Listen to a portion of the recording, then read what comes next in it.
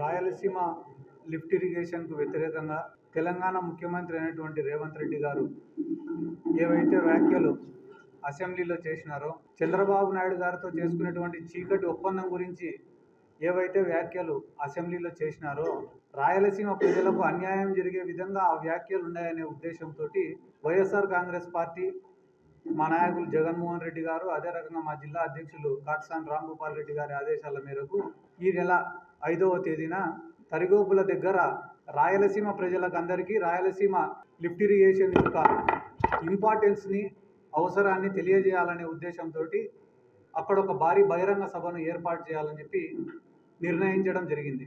ఆ రోజు రాయలసీమలో ఉండే ప్రజాప్రతినిధులు, వైఎస్ఆర్ కాంగ్రెస్ పార్టీకి సంబంధించినటువంటి సీనియర్ నాయకులు అందరూ కూడా దాంట్లో పాల్గొంటున్నారు. కాబట్టి ఆ కార్యక్రమాన్ని విజయవంతం చేయాలని చెప్పి రాయలసీమ ప్రాంత ప్రజలను, అదే రకంగా నెల్లూరు జిల్లా ప్రజలను అందరినీ కూడా కోరుతున్నాం. ఎందుకంటే ఈరోజు రాష్ట్రంలో ఒక డైవర్షన్ పాలిటిక్స్ తప్ప ఏం జరగడం లేదు. చంద్రబాబు నాయుడు గారికి ఏదన్నా ఒక స్కీమ్ గురించి అడిగినామంటే వెంటనే రెండో రోజు వైఎస్ఆర్ కాంగ్రెస్ పార్టీ నాయకులపైన కేసన్నా పెట్టాలా, లేదా వైఎస్ఆర్ కాంగ్రెస్ పార్టీ నాయకులపైన దాడులన్నా జరగాల. వెంటనే ఆ ఇష్యూను డైవర్ట్ చేసి ఆ స్కీమ్ గురించి ఎవరు అడగకుండా చేయాలనేదే ఈ గవర్నమెంట్ యొక్క ముఖ్యమైన ఉద్దేశం. కాబట్టి ఇంకా ఎక్కువ రోజులు నిలబడే పరిస్థితి లేదు. ఆల్మోస్ట్ దాదాపు ఇప్పటికి 18 నెలలు అయిపోయింది. ఇంకా కేవలం ఒక 2 సంవత్సరాలు ఉంది. ఆ తర్వాత ఫైనల్ ఎలక్షన్ ఇయర్ వచ్చేస్తుంది. కాబట్టి ఇప్పుడు వాళ్ళకున్న ముఖ్యమైన ఉద్దేశం ఏమరా అంటే, ప్రతి జిల్లాలో కూడా వైఎస్ఆర్ కాంగ్రెస్ పార్టీకి సంబంధించిన ఒక మేజర్ ముఖ్యమైన నాయకుడిని ఇబ్బంది పెట్టాలా. మీరు ఏ జిల్లా అయినా తీసుకోండి. ఆడ నెల్లూరుకు పోతే కాకాని గోవర్ధన్ రెడ్డి గారి పైన కేసులు పెట్టి దాదాపు ఒక 3-4 నెలలు జైల్లో ఉండేటట్లు చేసినారు. ఆ చిత్తూరు జిల్లాకు పోతే చెవిరెడ్డి భాస్కర్ రెడ్డిని లోపల పెట్టి ఆయనని ఇబ్బంది పెట్టే ప్రయత్నం చేసినారు. నల్లపరెడ్డి ప్రసన్న కుమార్ రెడ్డి గారి ఇంటిపైన దాడి చేసినారు. పల్నాడు జిల్లాకు పోతే పిన్నెల్లి రామకృష్ణారెడ్డి బ్రదర్స్ పైన చేయని నేరానికి డబల్ మర్డర్ కేసు పెట్టినారు, దాడి చేసినారు. పేర్ని నాని గారి పైన రోజుకు 10 కేసులు పెడుతున్నారు. పులివెందలలో జెడ్పీటీసీ ఎన్నికలు జరిగితే పోలీసుల దగ్గరుండి ఓట్లు వేసిపోయినారు. ఇట్లా మీకు చెప్పుకుంటూ పోతే చిత్తూరు జిల్లా నుంచి శ్రీకాకుళం జిల్లా వరకు ప్రతిరోజు వైఎస్ఆర్ కాంగ్రెస్ పార్టీ నాయకులపైన కేసులు పెట్టడం, ఇబ్బందులు పెట్టడం, దాడులు చేయడం, చివరికి సోషల్ మీడియాలో ఎవరైనా చిన్న పిల్లలు వైఎస్ఆర్ కాంగ్రెస్ పార్టీకి మద్దతు తెలిపితే వాళ్ళపైన దాదాపు ఈ రాష్ట్రంలో 10-11 స్టేషన్లలో కేసులు నమోదు చేసి రోజుకొక జైలుకు తిప్పే పరిస్థితి. కాబట్టి ఈ రివెంజ్ పాలిటిక్స్ పైన వాళ్ళ కాన్సన్ట్రేషన్ ఉంది తప్ప ఈ రాష్ట్ర ప్రజలకు ఏమో మేలు చేయాలా, రిఫార్మ్స్ తీసుకొని రావాలా, ఈ రాష్ట్ర ప్రజల యొక్క భవిష్యత్తును తీర్చిదిద్దాలా అనే ఒక ఆలోచన వాళ్లకు లేదు. ఎందుకంటే దానికి ఒక బెస్ట్ ఉదాహరణ ఏం చెప్పాలరా అంటే, తిరుమల తిరుపతి దేవస్థానం, తిరుపతి లడ్డు. ఒక రాష్ట్రంలో ఉండే హిందువులే కాదు, దేశంలో ప్రపంచంలో ఉండే హిందువులందరూ కూడా ఎంతో పవిత్రంగా భావించి తిరుమల దర్శనం చేసుకోవాలని అనుకుంటారు. చంద్రబాబు నాయుడు గారు ఈరోజు రాష్ట్రానికి ముఖ్యమంత్రి. ఒక కుటుంబ పెద్ద ఎట్టుంటాడు, ఒకవేళ కుటుంబంలో ఏదన్నా తప్పు జరిగితే ఆ తప్పును కడుపులో దాచిపెట్టుకొని కుటుంబ పెద్దగా సరిదిద్దాలని అనుకుంటాడు. కానీ మన రాష్ట్రం యొక్క దరిద్రం ఏమరా అంటే, ఈ రాష్ట్రంలో ఏ పొరపాటు జరగకపోయినా, ఏ తప్పు జరగకపోయినా, తిరుమలలో ఎటువంటి కల్తీ కానీ, ఎటువంటి పంది మాంసంతో కానీ తిరుమల లడ్డు తయారు చేయకపోయినా రాజకీయ స్వార్థంతో జగన్మోహన్ రెడ్డి గారికి హిందువుల్ని దూరం చేయాలనే ఒక ఉద్దేశంతో దాంట్లో జంతు కొవ్వు కలిసిందన్నారు. వీళ్ళకి ఏమన్నా చిన్నప్పటి నుంచి తిని అలవాట? దాంట్లో ఏం కొవ్వు కలిసిందో ఎట చెప్పినారు వీళ్ళు? ఏ రిపోర్టు రాకముందు ఎట చెప్పినారు? ఫస్ట్ చంద్రబాబు నాయుడు దీనమైన ముఖం పెట్టుకొని యానిమల్ ఫ్యాట్ ఉంది దీంట్లో అన్నాడు. ఏమన్నాడు?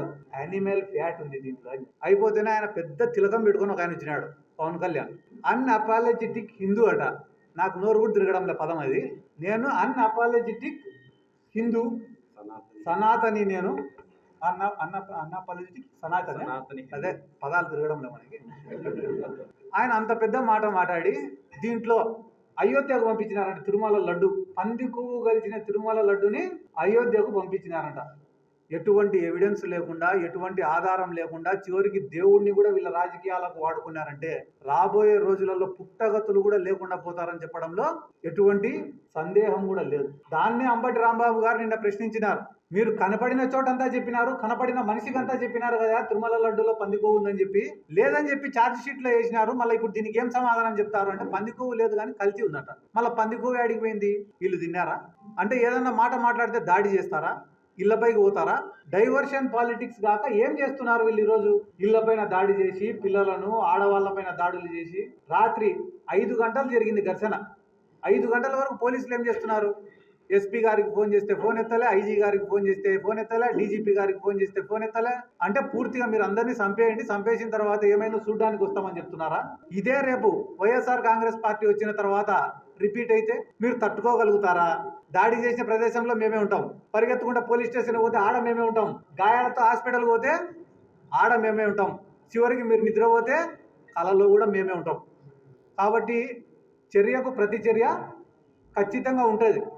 ఎక్కడైనా తప్పు చేస్తేనో, క్రిమినల్స్ చేస్తేనో, క్రిమినల్ యాక్టివిటీస్ చేస్తేనో పోలీసులు చర్యలు తీసుకుంటే అదొక అర్థం. కానీ అమాయకులపైన, సామాన్యులపైన, వైసీపీ మద్దతుదారులపైన జగన్మోహన్ రెడ్డి బొమ్మ వేసుకుంటే కూడా వాళ్ళపైన కేసు పెట్టడము, చివరికి నిన్న మొన్న ఎవడో ఊర్లో కోడింగ్ వస్తే వానిపైన కేసులు పెట్టడము, ఇంత దుర్మార్గమైనటువంటి ప్రభుత్వము ఈ దేశంలోనే ఎక్కడా లేదని చెప్పి ఈ సందర్భంగా నేను తెలియజేసుకుంటూ, వీళ్ళు ఎన్నైనా చేయొచ్చు, సెంట్రల్ గవర్నమెంట్ బీజేపీదే ఉంది, ఎందుకయ్యా రాయలసీమ లిఫ్ట్ ఇరిగేషన్ ఎందుకు ఆపినావని అడిగితే కన్నా దానికి చంద్రబాబు నాయుడు ఏం చెప్తాడు, పర్యావరణ అనుమతులు లేవంట. 70% ప్రాజెక్టులకు ఏ ప్రాజెక్టుకు కూడా పర్యావరణ అనుమతులు ఉండవు. చేయాలనే సంకల్పం, మంచి చేయాలనే ఆలోచన, 10 మందికి ఉపయోగపడాలనే కోరిక ఇవన్నీ ఒక మనిషిలో ఉంటే ప్రాజెక్టులు అనేటివి ముందుకు సాగుతాయి. ఆ పక్కన రేవంత్ రెడ్డి ఏమో నేనే ఆపినా మీ రాయలసీమ లిఫ్ట్ ఇరిగేషన్ అంటున్నాడు. హరీష్ రావు ఏమో రేవంత్ రెడ్డికి ఏమీ తెలియదు, కోర్టుకు పోయింది, పోరాడింది మేము, రాయలసీమ లిఫ్ట్ ఇరిగేషన్ ఆపింది మేము అంటాడు. చంద్రబాబు నాయుడు గారు ఏమనాలా, రాయలసీమ లిఫ్ట్ ఆగిపోయే ప్రసక్తే లేదు, దీన్ని పూర్తి చేసి తీర్తామని చెప్పి చెప్పాలా. కానీ చంద్రబాబు నాయుడు గారు చెప్పే మాట ఏంది, రాయలసీమ లిఫ్ట్ వల్ల ఎటువంటి ఉపయోగం లేదు, ముచ్చుమారి లిఫ్ట్ ఇరిగేషనే ఈ రాయలసీమ మొత్తానికి జీవనాడి అంటాడు. మళ్ళీ ముచ్చుమారి లిఫ్ట్ ఇరిగేషన్ అంత జీవనాడి అయితే గాన కేసీ కెనాల్ రైతులు ఎందుకు వారం రోజుల ముందర విషం బాటిళ్ళు, ఉరితాళ్ళు పట్టుకొని కేసీ కాలువలో దిగినారు? రేపు 10వ తేదీకో 12వ తేదీకో నీళ్ళు ఆగిపోతాయని చెప్తుంటే రైతులు దేంతో కొట్టాలని ఎందుకు ఎదురు చూస్తున్నారు మిమ్మల్ని? ముచ్చుమారి ఎత్తిపోతల పథకం యొక్క కెపాసిటీ ఎంత? 1000 క్యూసెక్కులు పారుతున్నాయంటే కానీ 4 పంపులు ఒక లిఫ్ట్ అది, దాని యొక్క కెపాసిటీ ఎంత? దాంతో రాయలసీమ మొత్తాన్ని నువ్వు సస్యశ్యామలం ఎట చేస్తావు? ఎవరిని తప్పుదారి పట్టియాలనుకుంటాను? జగన్మోహన్ రెడ్డి గారు పోతిరెడ్డిపాడు కెపాసిటీని 80,000 క్యూసెక్కులు పెంచితే నువ్వు హర్షిస్తున్నావా, వ్యతిరేకిస్తున్నావా? ఒకవేళ నువ్వు వ్యతిరేకించే వ్యక్తి అయితే ఎన్టీ రామారావు గారు ముఖ్యమంత్రిగా ఉన్నప్పుడు ఎన్టీ రామారావు గారు 1,00,000 క్యూసెక్కులకు పోతిరెడ్డిపాడుని పెంచడానికి సిద్ధంగా ఉండాలనే స్టేట్మెంట్ ఎవరు ఇలా టీడీపీలో ఇచ్చిన వ్యక్తి ఇదే చంద్రబాబు నాయుడు గారు. ఆ రోజు మీ ప్రభుత్వం ఉంటే ఒక రకంగా, ఈరోజు జగన్మోహన్ రెడ్డి గారు మంచి చేస్తుంటే ఇంకొక రకంగా. మీరు మాట్లాడడం వెనకాల ఆంతర్యం ఏమి అంటే మంచి చేయకూడదు. మెడికల్ కాలేజీలు జగన్మోహన్ రెడ్డి గారు ఇస్తా అంటే తప్పు, ఈయన ప్రైవేటైజ్ చేస్తే ఒప్పు. రాయలసీమ లిఫ్ట్ ఇరిగేషన్ జగన్మోహన్ రెడ్డి గారు చేస్తా అంటే తప్పు, ఎన్టీ రామారావు గారు స్టేట్మెంట్ ఇస్తే ఒప్పు. కాబట్టి ఇటువంటివి ఎక్కువ రోజులు నిలబడవు. ఖచ్చితంగా రేపు 5వ తేదీన జరిగే మీటింగ్ కూడా మా నాయకుడు కాటసాని రాంభూపాల్ రెడ్డి గారి అధ్యక్షతన, మా నంద్యాల జిల్లాలో ఉండే ప్రజాప్రతినిధులందరూ సహకారంతో కూడా చాలా పెద్ద ఎత్తున విజయవంతం చేసి ఈ రాయలసీమ లిఫ్ట్ ఇరిగేషన్ యొక్క అవసరాన్ని రాయలసీమ ప్రజలకు అందరికీ తెలిసేటట్లా చేస్తామని చెప్పి ఈ సందర్భంగా నేను తెలియజేసుకుంటూ, ఇటువంటి దాడులు ఏవైతే నిన్న అంబటి రాంబాబు గారి పైన జరిగిందో దాన్ని తీవ్రంగా ఖండిస్తున్నాం. మా నంద్యాల జిల్లా తరఫున ఖచ్చితంగా గుంటూరు, మా మీటింగ్ అయిపోయిన వెంటనే గుంటూరుకు పోయి అంబటి రాంబాబు గారికి మద్దతుగా మేము నిలబడతామని కూడా ఈ సందర్భంగా నేను తెలియజేసుకుంటూ సెలవు తీసుకుంటాను.